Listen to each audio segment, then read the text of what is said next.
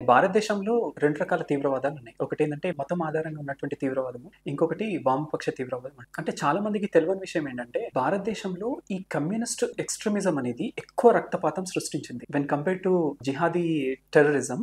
అంటే వీళ్ళు ఆయుధం తీసుకొని ఇంతమందిని చంపిన్రు, ఇంతమంది ప్రాణాలు తీసుకున్నారు. కానీ ఏం సాధించిండ్రు అల్టిమేట్‌లీ? రక్తపాతం సాధించారు. అంటే నిండా రక్తాన్ని చూడగలిగారు. ఎంతో మంది అమాయకుల ప్రాణాలు చూడగలిగారు. అంతేగాని కానీ సాధించింది తక్కువ. వాళ్ళు కూడా పోగొట్టుకున్నారు మళ్ళా.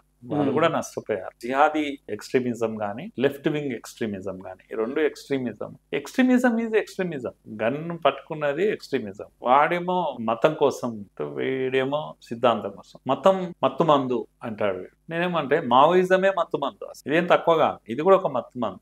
ఎందుకంటే ప్రపంచం అంతా ఫెయిల్ అయినా కూడా ఇంకా ఏదో ఉంది అని అదే మత్తుమందు కాకపోతే మొత్తం ప్రపంచం అంతా డెమోక్రసీ వైపు వెళ్తున్నాం. డెమోక్రసీలో లోపాలు ఉన్నాయి, లేవని అనడం. కానీ మనం మన కళ్ళ ముందే ఎన్నో సరిదిద్దుకున్నాం. ఒకప్పుడు రిగ్గింగ్ జరిగేది, బూటకపు ఎన్నికలు అనేవాళ్ళు వీళ్ళు. ఎప్పుడు కూడా నాకు కూడా కరెక్టే అనిపించేది. అవును, ఎన్నికలంతా బూటకం కదా, ఎవరో వస్తారు, వేసేస్తారు, గుద్దుతారు, వెళ్ళిపోతారు. ఇవి కామన్ గా జరిగేది.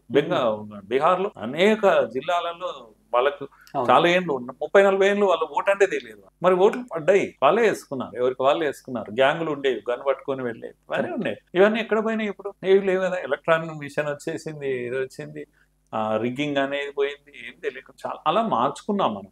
దాంట్లో లోపాలను సరిదిద్దుకుంటూ పోతా ఉన్నాం. ప్రపంచం అంతా సరిదిద్దు.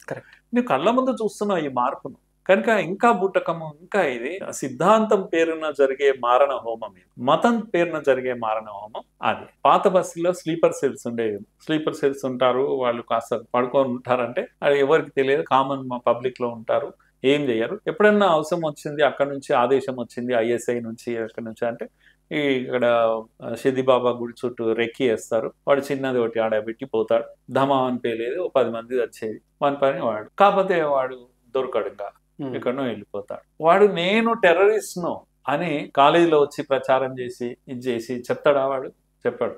నేరస్తుడు నేరస్తుని లాగానే ఉంటాడు, అనికి నక్కిపోయి ఉంటాడు, దాచుకొని ఉంటాడు. ఓసారి దొరకొచ్చు పోలీసు, అది వేరే విషయం. వీడు అట్లా కాదు, వీడు నేరం చేస్తాడు, మందు పాత్ర పెడతాడు. 60 మంది 70 మంది పోలీసులు ఎగిరి పడతారు మీ కళ్ళ ముందర.